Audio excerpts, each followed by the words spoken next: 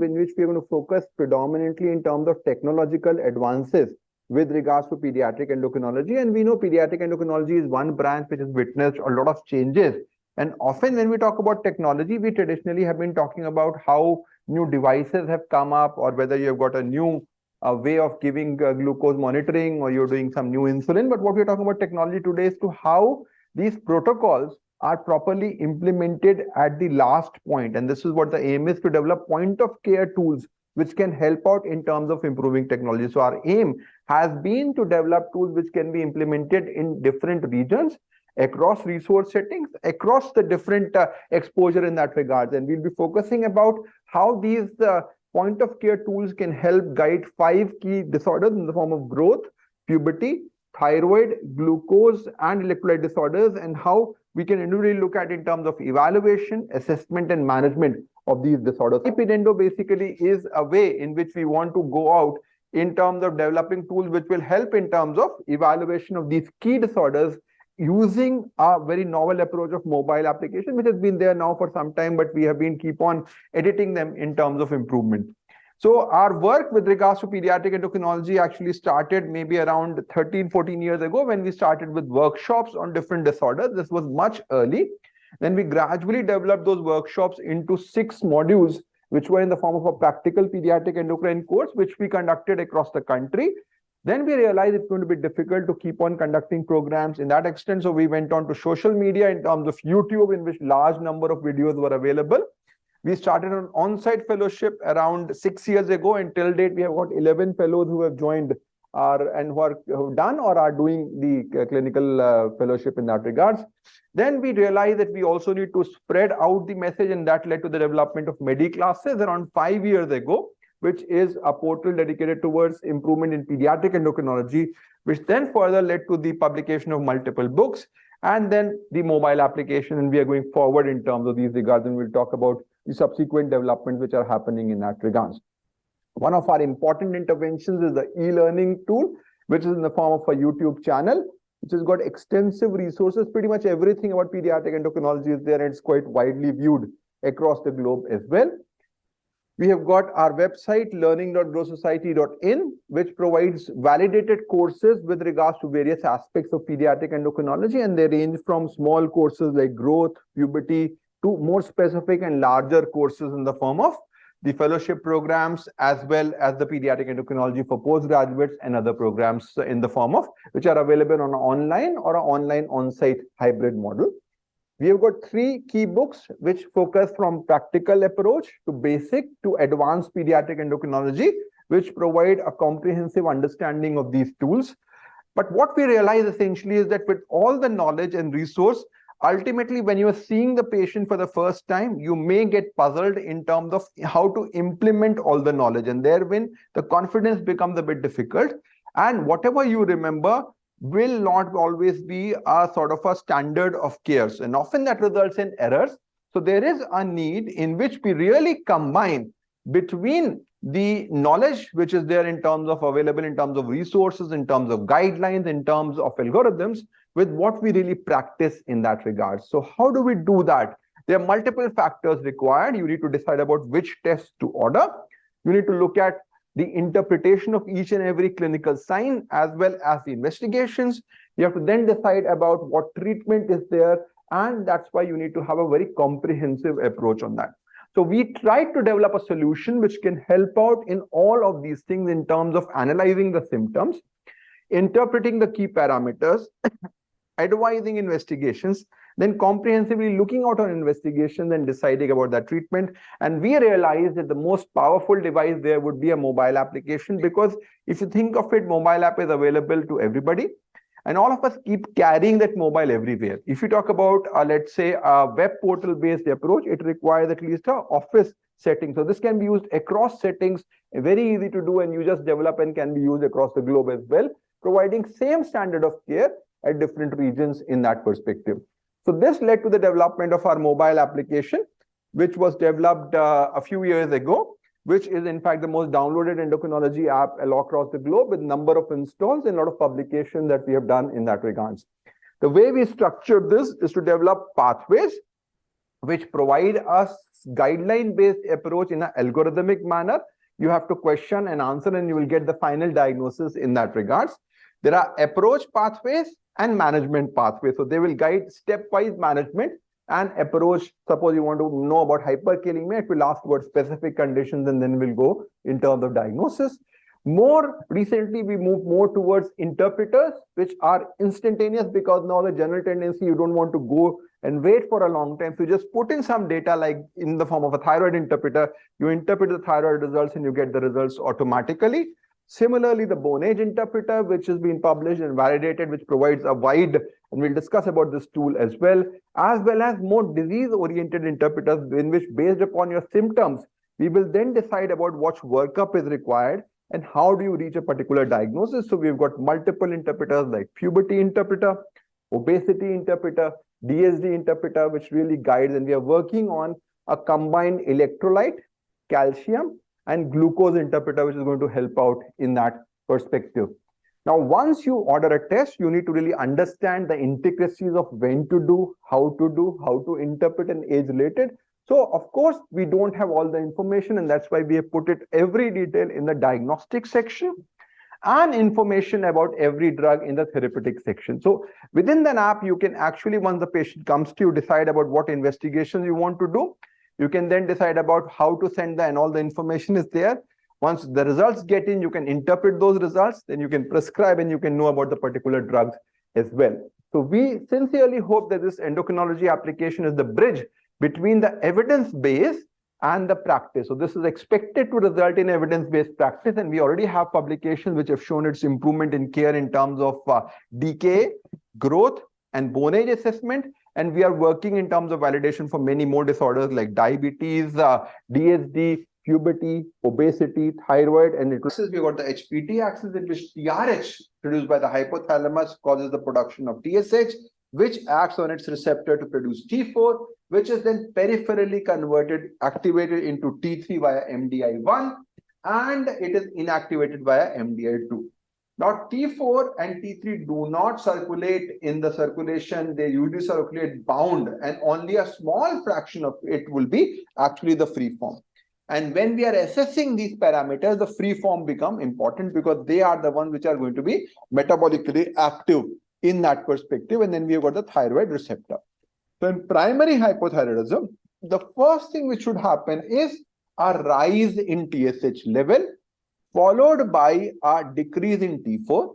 Body will do everything to preserve T3. So T3 levels are the least important indicator, the insensitive indicators as far as the primary hypothyroidism is concerned. The most important is the T4 levels which are there to look at in this perspective.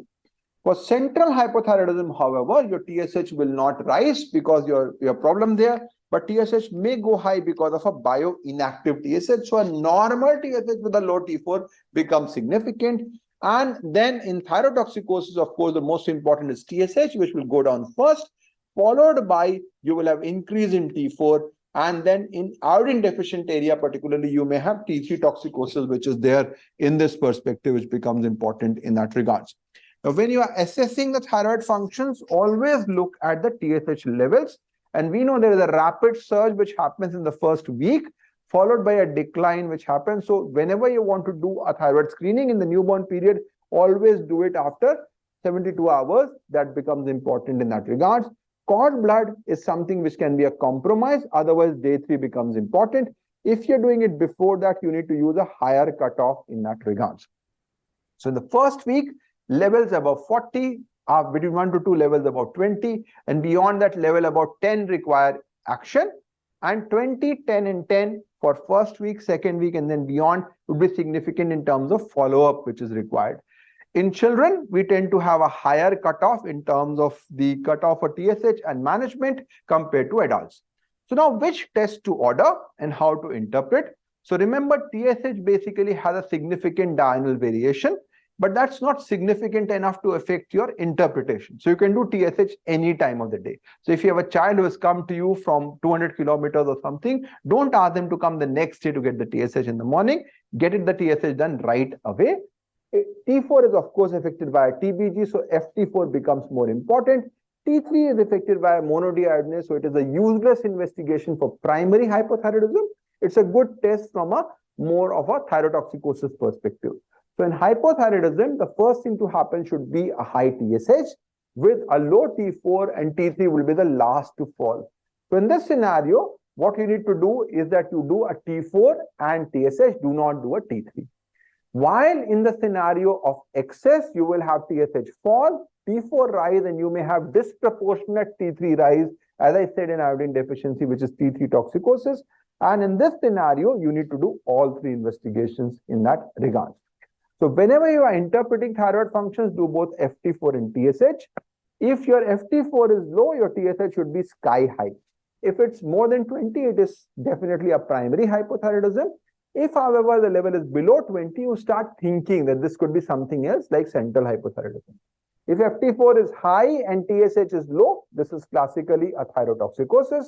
While if your FT4 and TSH both are high or detectable, you start thinking of a rare cause like TSH adenoma or a thyroid hormone resistance in that regard. So we've developed a thyroid interpreter, which provides you age-specific guidelines for evaluation in 4 different categories: the neonates, children, non-pregnant adults, and pregnant adults in that regard. So now we'll hand over to Vibha to carry on from that perspective of thyroid disorder.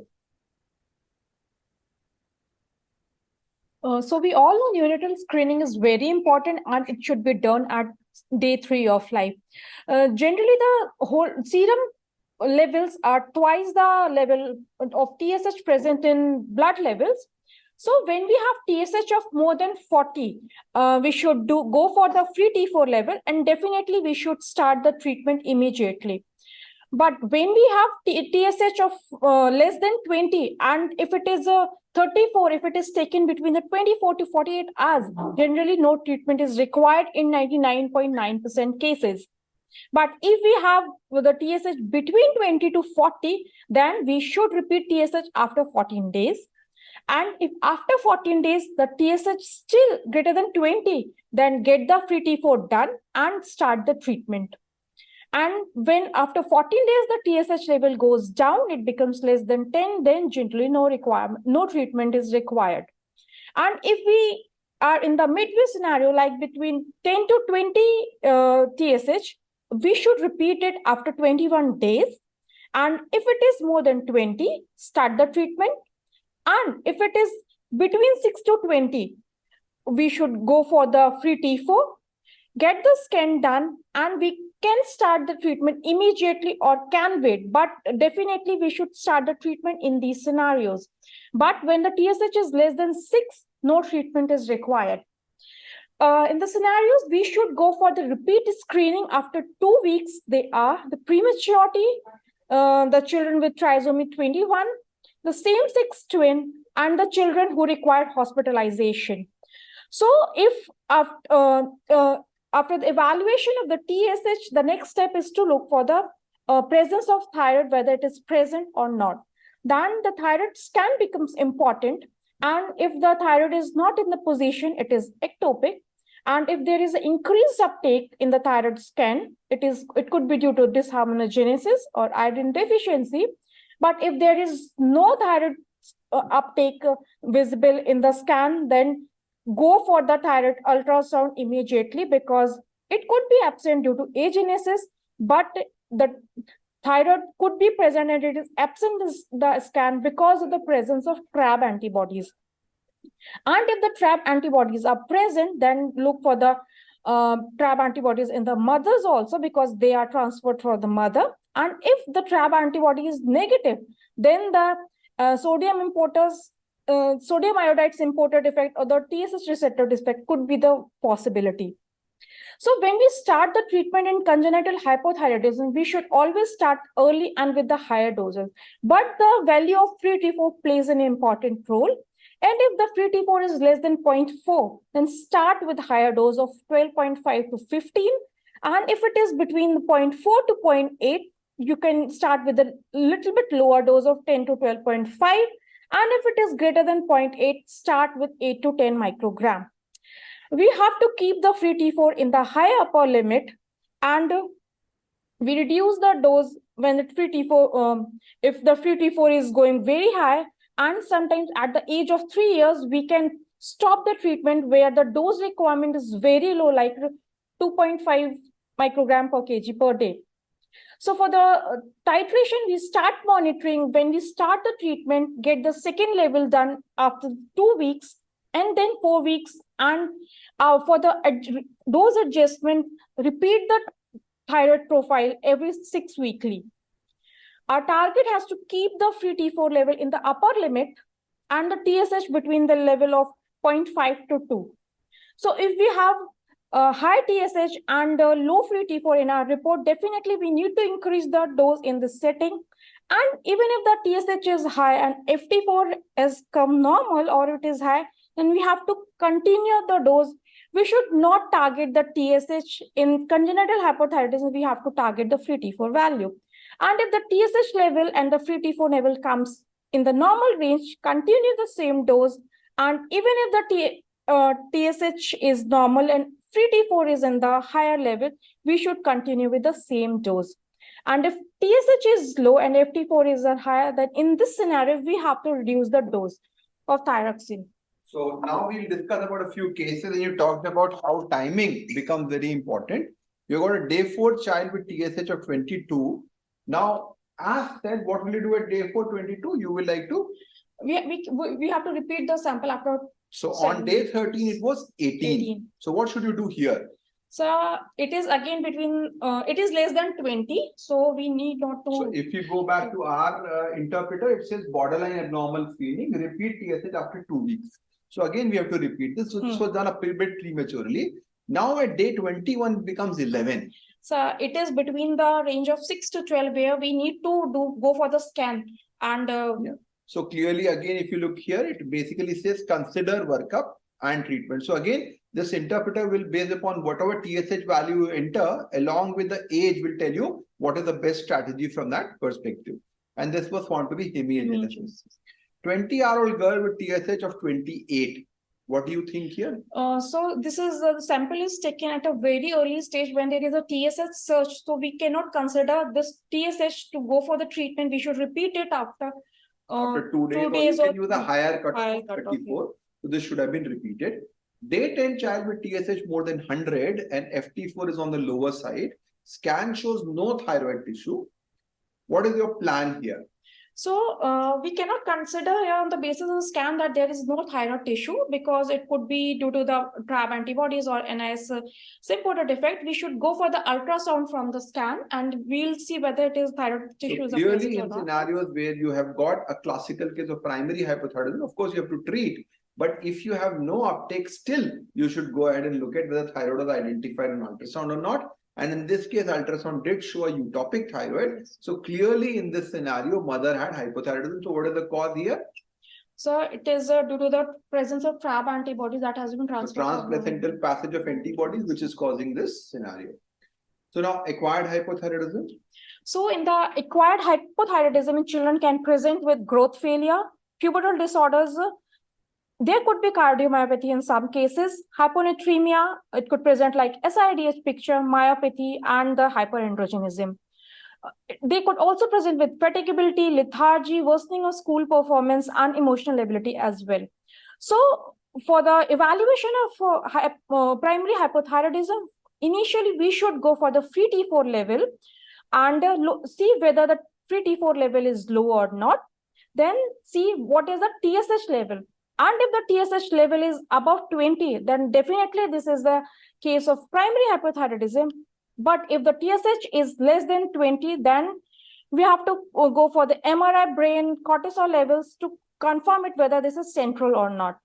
And if the TSH level is normal, if the FT4 level is normal, then again we should go for look for the TSH levels. And if it is below normal, if it is below 6, it is considered to be normal.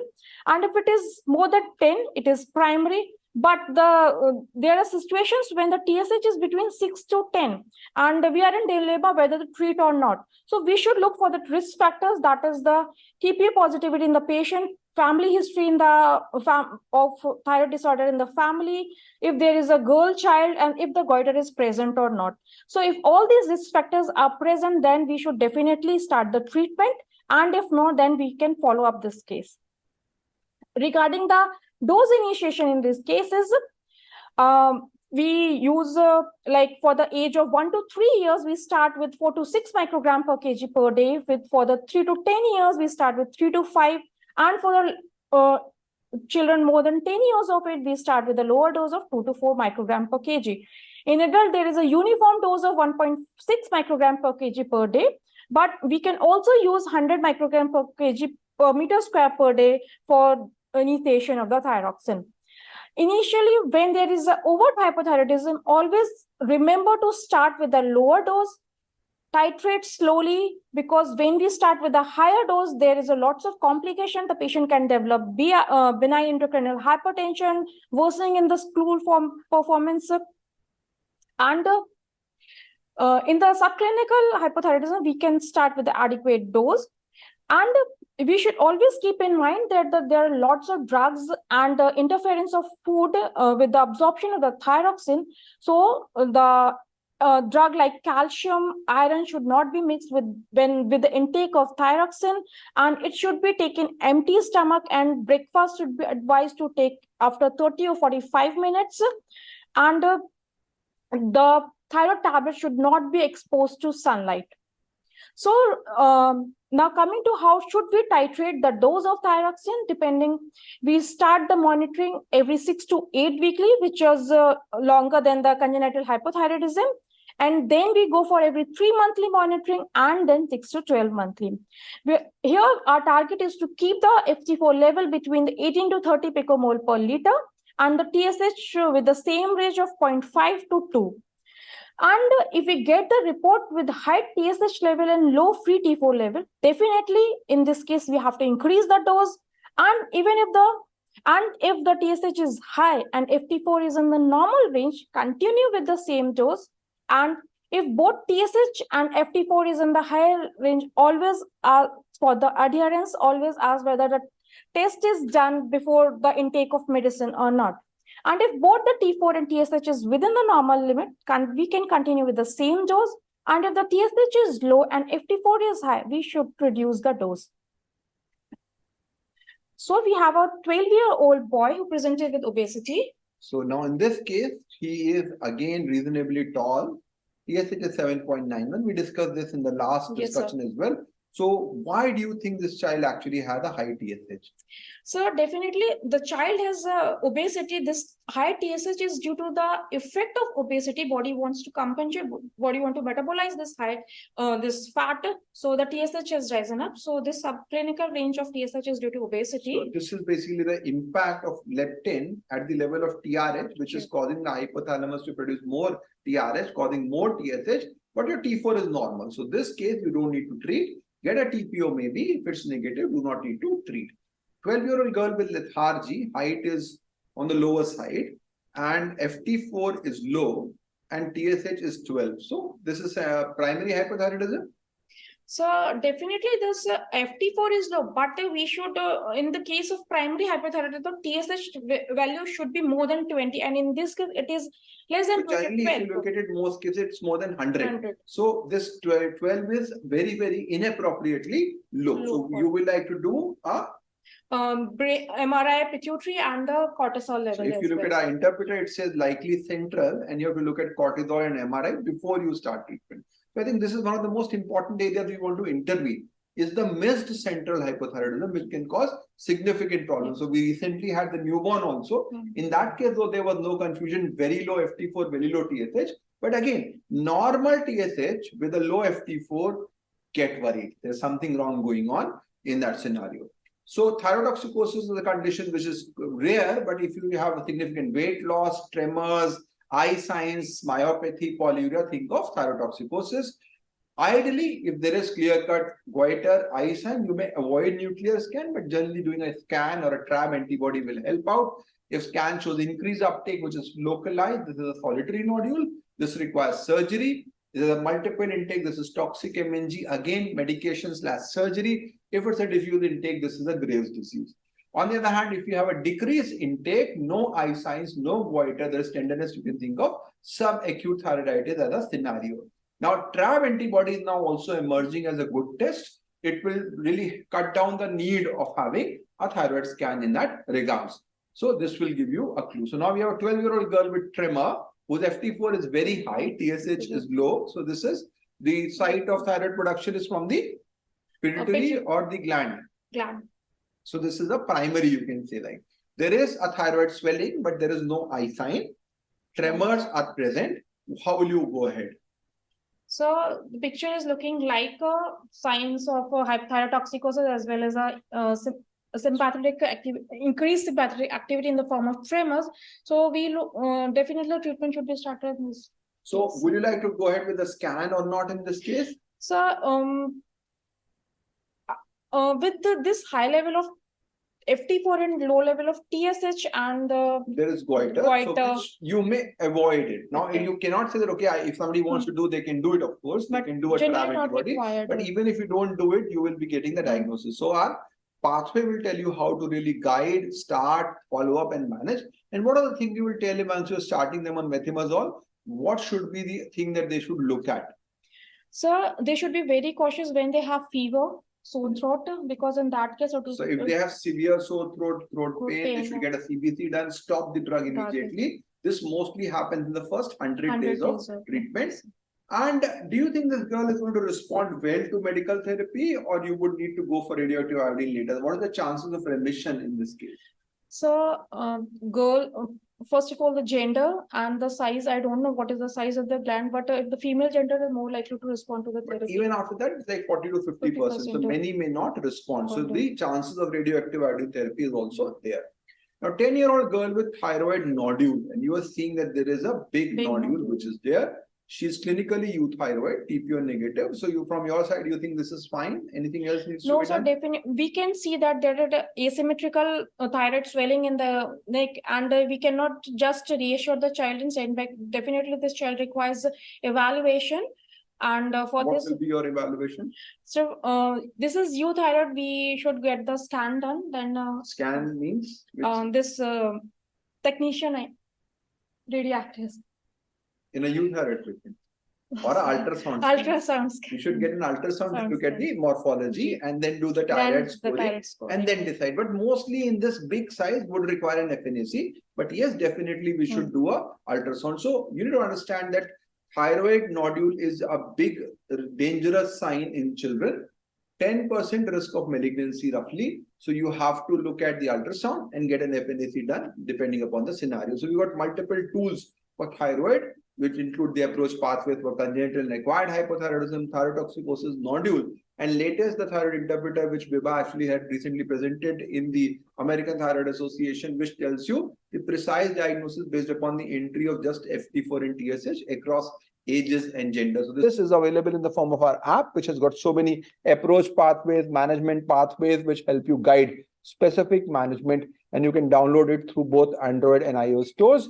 We also have the various courses for different groups, from the postgraduates to the fellows to the pediatricians, and we have got specific courses for the pediatricians as well as postgraduates in that regards. And of course, this mobile application will help you reach a diagnosis.